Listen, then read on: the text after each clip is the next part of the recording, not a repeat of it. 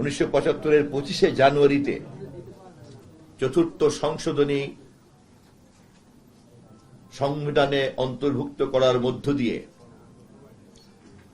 মহান স্বাধীনতা যুদ্ধের মূল চেতনাকে হত্যা করে একদলীয় শাসন কায়েম করা হয়েছিল। এমনকি তৎকালীন সময়কার ওই সংসদ ওই মুহূর্তে নতুন করে সংসদের মেয়াদ শুরু করেছিল। বিনা নির্বাচনে একটি নতুন সংসদ যাত্রা শুরু করেছিল।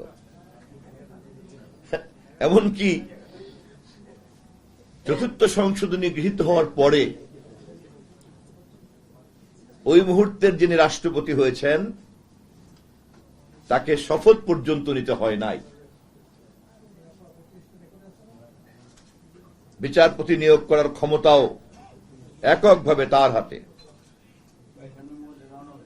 এবং সংসদের যে ক্ষমতা 2/3 কর্তৃত্ব বলে আছে, যা আন্তর্জাতিকভাবেই গণতন্ত্র চর্চার একটা মানদণ্ড, তাকেও 3/4 নিয়ে আসা হয়েছিল।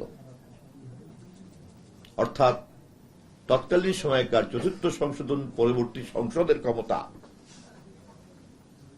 যদি 3/4 সংসদ যদি ঐক্যবদ্ধ না হয়, তাহলে সরকার অথবা নির্বাহী বিভাগের বিরুদ্ধে কোন ধরনের কোন ব্যবস্থা নেওয়ার ক্ষমতা ছিল না। জানুয়ারি থেকে জুন পর্যন্ত যখন এই দুঃসংবাদ দেশের গণতন্ত্রকে গ্রাস করেছিল, তখনও গণমাধ্যমকে আনুষ্ঠানিকভাবে হত্যা করা না হলেও জানুয়ারি থেকে জুন পর্যন্ত স্বৈরাচারী শাসকরা বুঝতে পেরেছিল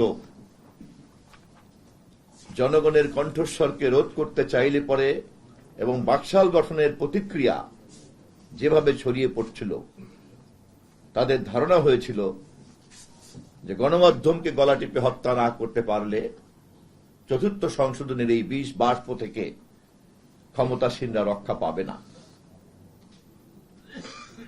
এবং তারা 16 জুন, 25শে জানুয়ারি থেকে 16 জুনের পরে এসে অবশেষে ফ্যাসিবাদ সারা পৃথিবীতেই ঐতিহাসিকভাবে যে আত্মহত্যার সিদ্ধান্ত নেয়, সেই সিদ্ধান্তই গ্রহণ করেছিল।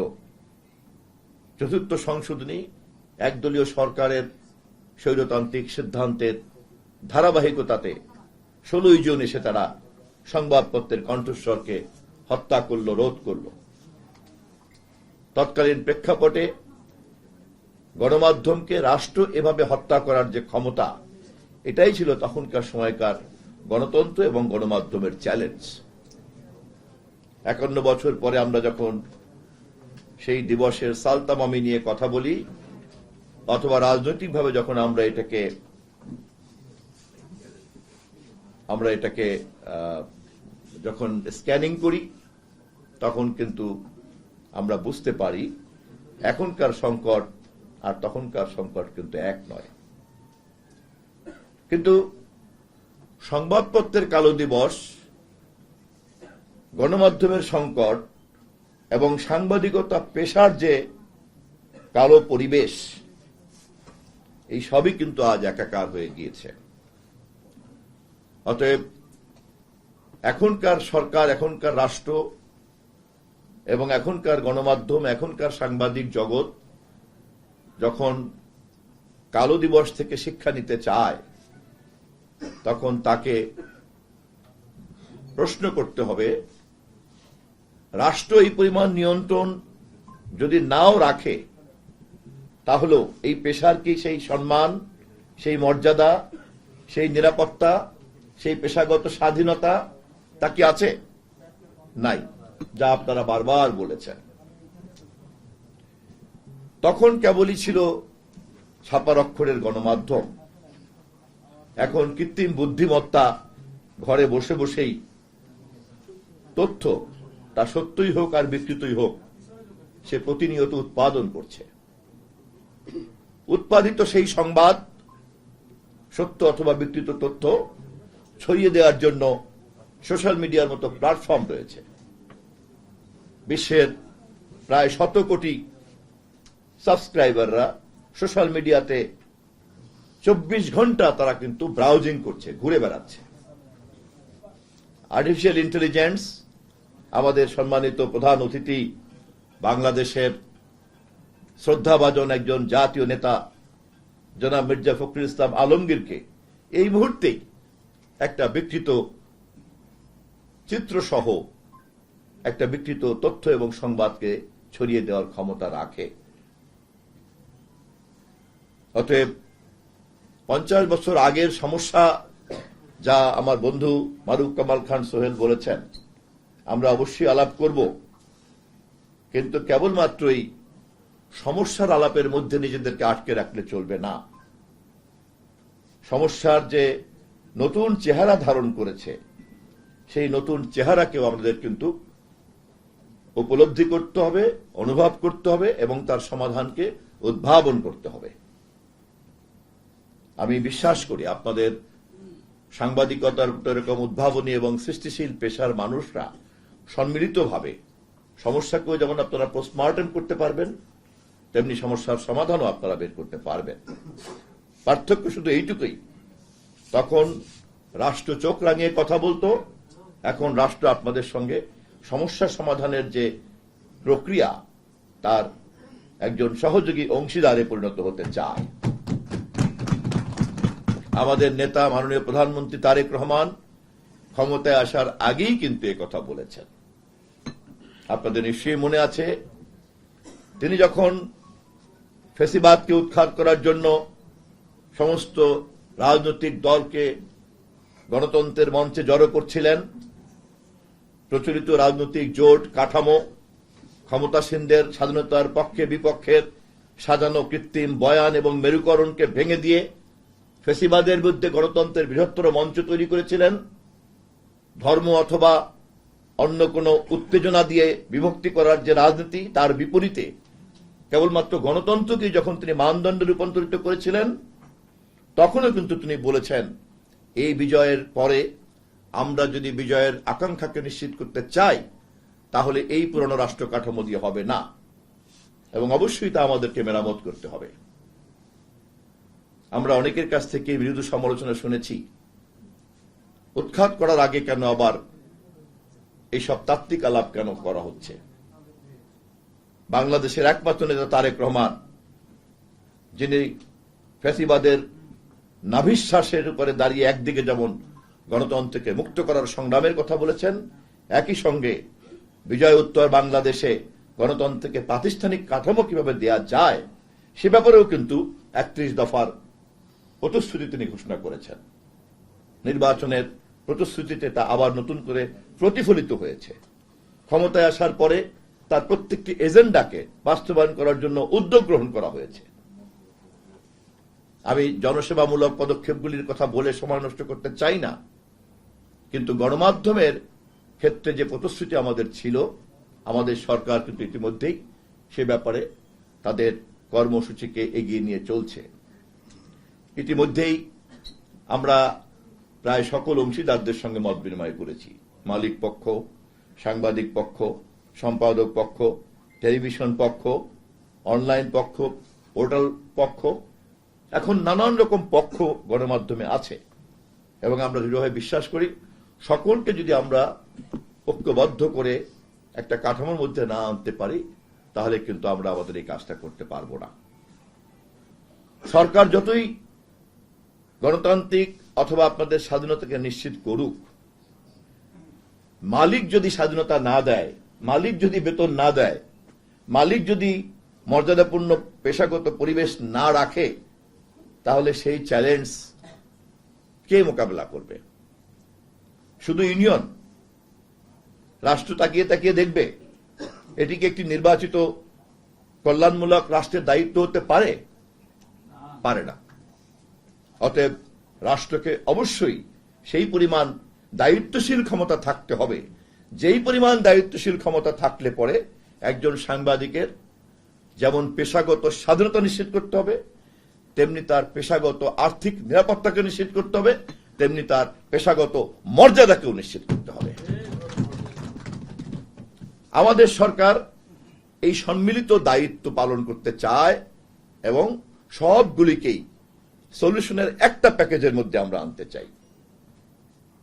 গতকালকে এডিটরসের কাউন্সিলের একটা মিটিং এ আমরা আনন্দিত হয়েছি, সকলে একমত পোষণ করেছেন। তার আগে এডিটর্স কাউন্সিলের আরেকটা অংশ সঙ্গে আমরা কথা বলেছি, তারাও একই রকম ঐক্যমত পোষণ করেছেন। অ্যাসোসিয়েশন অফ টেলিভিশন ওনার্স অ্যাসোসিয়েশনের কথা বলেছি, তারাও একমত পোষণ করেছেন। ডিউজের সঙ্গে আমরা শিগগিরই মাননীয় প্রধানমন্ত্রীর বৈঠকের ব্যবস্থা করব, প্রেস ক্লাবের সঙ্গে বৈঠকের ব্যবস্থা করব। টেলিভিশন হেড অফ নিউজদের অ্যাসোসিয়েশন তারা কালকে দেখা করেছেন। আমরা ধীরে ধীরে পুরো বিষয়টাকে গুছিয়ে নিয়ে আসছি। আগামী 18 তারিখে আমরা একটা ন্যাশনাল অ্যাকশন প্ল্যানের খসড়া প্রণয়ন করার জন্য মত বিনিময় করতে বসব। আশা করি খুব দ্রুতই আমরা আমাদের এই গণমাধ্যমের পুরো বিষয়টিকে একটিমাত্র সমাধানের পয়েন্টে নিয়ে আসতে পারব। আমি খুবই সৌভাগ্যবান যে আমার মধ্যে একজন ক্ষুদ্র রাজনৈতিক কর্মী আপনাদের সকলের সহযোগিতার কারণেই এই মুহূর্ত পর্যন্ত পথ চলতে পারছি। আমাদের নেতা মাননীয় প্রধানমন্ত্রী প্রথম থেকেই এ বিষয়ে অত্যন্ত দৃঢ়চিত্ত এবং তিনি প্রতিনিয়তই তদারকি করছেন এই কাজ আমাকে ডেকে ডেকে। আমাদের নেতা মাননীয় মহাসচিব মির্জা ফখরুল ইসলাম আলমগীর, মাননীয় অর্থমন্ত্রী আমির খসরু মাহমুদ চৌধুরী সহ দলের সিনিয়র নেতৃবৃন্দরা সকলেই এ বিষয়ে অনেক বেশি সংবেদনশীল। আমি আশা করি, বিশ্বাস করি, এই কালো দিবস আমাদের আলোচনার একটা পরিবেশ যেমন তৈরি করেছে, তেমনি প্রকৃত অর্থেই সমস্যাকে চিহ্নিত করে সমস্যার সমাধানের পথ খুঁজে বের করার জন্য কিন্তু একটা সুযোগ আমাদেরকে তৈরি করে দিয়েছে। এটা কেবলই প্রচলিত অর্থের ইতিহাস চর্চার বিরোধিতার সংস্কৃতি নয়, এটি অবশ্যই চলমান সংকটের সমাধানের একটি উদ্ভাবনী আলোচনাও বটে।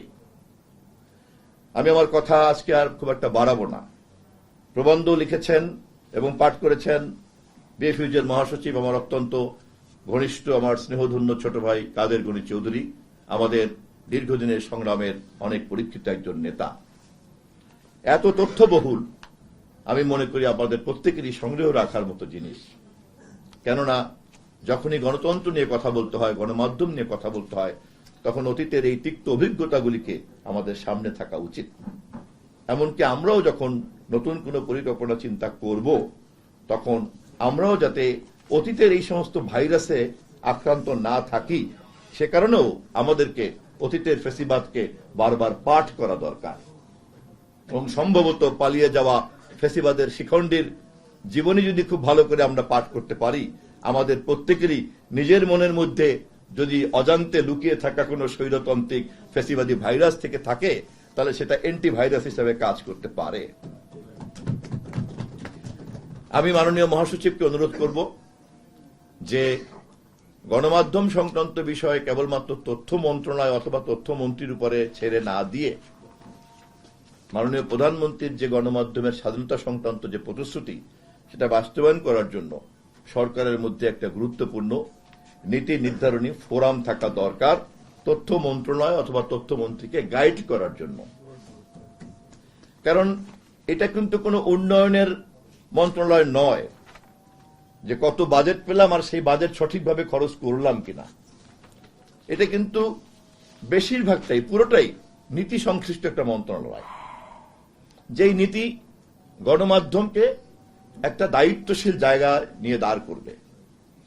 গণমাধ্যমকে যদি সেই নীতি দায়িত্বশীল জায়গায় নিতে পারে, তাহলে রাষ্ট্র এবং ক্ষমতা সবসময় প্রশ্নের মুখোমুখি থাকবে।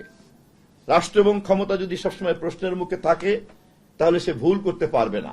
সে যদি সঠিক পথে থাকে, তাহলে দেশ সঠিক পথে এগিয়ে যাবে। সুফল পাবে কে? দেশ পাবে। তাহলে গণমাধ্যমের ভূমিকা কিন্তু কোনো ক্ষুদ্র গোষ্ঠী, কোনো ব্যক্তি অথবা আমাদের ডেমোগ্রাফির কোনো পকেটের জন্য না। গণমাধ্যমের ভূমিকা কিন্তু সম্পূর্ণভাবেই আমাদের দেশের সমস্ত জনগোষ্ঠীর জন্য। অতএব এই দায়িত্ব পালন করার ক্ষেত্রে তথ্য মন্ত্রণালয় বা মন্ত্রী অতি ক্ষুদ্র একটি অংশীদার। এবং অবশ্যই আমি মাননীয় প্রধানমন্ত্রী এবং সরকারের পক্ষ থেকে যাতে একটা সঠিক পরামর্শের জায়গা থাকে এবং নিয়মিত যাতে পাওয়া যায় সেই ব্যাপারে মাননীয় প্রধান অতিথিকে, আজকের প্রধান অতিথিকে, মাননীয় মহাসচিবকে, আমার শ্রদ্ধাভাজন নেতাকে অনুরোধ করব অনতি বিলম্বে তিনিও যেন এই ব্যাপারে উদ্যোগ গ্রহণ করেন। আমি আজকে আর কথা বাড়াবো না। এবারের 16 জুন এবং কালো দিবস নিয়ে যত কথা হয়েছে প্রতিটি কথাই আলোচনার মধ্য দিয়ে আমাদের যে এই মুহূর্তের চলমান যে দায়িত্ব সেই দায়িত্ব পালন করার ক্ষেত্রে আমার অনেক বেশি পরিষ্কার করেছে আমার পথ চলাকে। আমি গণমাধ্যমের বিশেষ করে সাংবাদিক ভাইদেরকে আমি অনুরোধ করব যে নিয়মিত যে গণমাধ্যম অথবা মূলধারার যে গণমাধ্যম অথবা সরকারের সঙ্গে সংশ্লিষ্ট প্রক্রিয়ার মধ্যে যে গণমাধ্যম, এর বাইরেও এখনকার পৃথিবীতে সিটিজেন জার্নালিজম এমন ভাবে তৈরি হয়েছে যাকে আমরা অস্বীকারও করতে পারবো না, আর যাকে চাইলেও আমরা নিয়ন্ত্রণ করতে পারবো না। এই বাস্তবতা সম্পর্কে বিভিন্ন সময় আমরা গীবাত গাই বটে, এই বাস্তবতা নিয়ে আমরা বিভিন্ন সময় আমাদের অস্বস্তি প্রকাশ করি বটে, কিন্তু খুব কম লোকই পাওয়া গিয়েছে এই বাস্তবতাকে কাঠামোবদ্ধ করার জন্য। আপনারা নিশ্চয়ই জানেন গত কিছুদিন আগেও অস্ট্রেলিয়াতেও আইন পাশ হয়েছে। আপনারা নিশ্চয়ই জানেন সম্ভবত গতকাল পরশু ব্রিটিশ পার্লামেন্টে আইন পাশ হয়েছে। ইউরোপিয়ান ইউনিয়ন ইতিমধ্যেই এ ব্যাপারে খসড়া আইন করেছে। ফলে এই মুহূর্তে print media, terrestrial media, digital media এবং আপনার satellite media, web page, portal, নানান রকম মাধ্যমের মধ্যে কিন্তু আমরা জড়িত হয়ে গেছি। ইন্টারনেটের আগের পৃথিবী আর ইন্টারনেটের পরের পৃথিবীর মধ্যে কিন্তু একটা আকাশ পাতাল পার্থক্য। এর মধ্যে এক নতুন চরিত্র সভ্যতার সামনে এসে হাজির হয়েছে, তা হচ্ছে কৃত্রিম বুদ্ধিমত্তা। গণমাধ্যমের লোক হিসাবে, নীতি নির্ধারক হিসাবে, কর্মী হিসাবে এবং সাংবাদিক হিসাবে আপনারা নিশ্চয়ই যখন কথা বলবেন, চিন্তা করবেন এবং সমাধান বের করবেন, সবটাই কিন্তু মাথায় রাখতে হবে। আমি শেষ কথা শুধু এইটুকু বলতে চাই, যেই গণমাধ্যম সিটিজেন জার্নালিজম, সেই গণমাধ্যমের ভালো মন্দ নিয়ে আমরা কথা বলবো একভাবে, কিন্তু যেই গণমাধ্যম শিল্প প্রতিষ্ঠান হিসেবে দাবি করবে তাকে অবশ্যই বাংলাদেশ সরকারের অথবা দেশের প্রচলিত আইন অনুযায়ী এই শিল্প প্রতিষ্ঠান পরিচালনা করতে হবে। একটা যে কোনো শিল্প প্রতিষ্ঠান তার সকল কর্মকর্তা, কর্মচারী, নিয়োগকৃত ব্যক্তিদের যে নিরাপত্তা মর্যাদা দেয়, সেটা সে দেয় কি দেয় না এটা দেখার দায়িত্ব অবশ্যই সরকারের। একই সঙ্গে সব শিল্প প্রতিষ্ঠানই লাভের জন্য নয়। সভ্যতার এই পর্বে কিছু শিল্প প্রতিষ্ঠান থাকতেই পারে যা জনকল্যাণের জন্য। আমরা মনে করি গণমাধ্যম জগতে যে সমস্ত শিল্প উদ্যোক্তারা সৎভাবে যেন এগিয়ে আসতে পারেন, তাদের জন্য রাষ্ট্র অন্যান্য মুনাফাভিত্তিক শিল্প প্রতিষ্ঠানকে যেভাবে দেখে, আমাদের সরকার নিশ্চয়ই এই ধরনের শিল্প উদ্যোক্তাদেরকে সেই দৃষ্টিতে দেখবে না। আপনারা জানেন উদ্ভাবনী শিল্প পৃথিবীতে যেখানে যেখানে আছে সেখানেই সরকারের পৃষ্ঠপোষকতা ছাড়া তা চলে না। সৃষ্টিশীলতা এবং প্রতিভা চর্চা যারাই করেন তাদের কোনো না কোনো ভাবে রাষ্ট্র এবং সমাজের পৃষ্ঠপোষকতা দরকার হয়, কারণ এই ধরনের প্রতিভাকে পৃষ্ঠপোষকতা না দিলে সভ্যতা নতুন পথ খুঁজে পায় না। গণমাধ্যম জগৎ সেরকম একটা জগৎ। অতএব একদিকে যেমন শিল্পের সমস্ত আইন কানুন বাস্তবায়িত হচ্ছে কিনা রাষ্ট্র তা দেখবে, অপরদিকে এই ধরনের সৎ শিল্প উদ্যোক্তাদেরকে আমরা যাতে রাষ্ট্র সহযোগিতা করতে পারি, ইনসেন্টিভ দিতে পারি, সেটাও আমাদের চিন্তার মধ্যে আছে। ইনশাল্লাহ যদি সবকিছুকে ঠিকমতো দাঁড় করতে পারি এবং সঠিকভাবে সকলে মিলে একটা গণমাধ্যম কমিশন এবং তার কোয়ার্সি জুডিশিয়াল ক্ষমতা সহ একটা প্রতিষ্ঠান দাঁড় করে ফেলতে পারি আমরা, তাহলে এই প্রতিষ্ঠান হবে বাংলাদেশে ফেসিবাদ উত্তর বাংলাদেশের নতুন যাত্রার সবচেয়ে শক্তিশালী প্রতিষ্ঠান। সেই আশা ব্যক্ত করে ধৈর্য ধরে আমার কথা শোনার জন্য, বিশেষ করে মাননীয় প্রধান অতিথি অত্যন্ত ব্যস্ত মানুষ, তিনি সময় দেওয়ার জন্য আমি ধন্যবাদ জানিয়ে শেষ করছি। খোদা হাফেজ। বাংলাদেশ জিন্দাবাদ।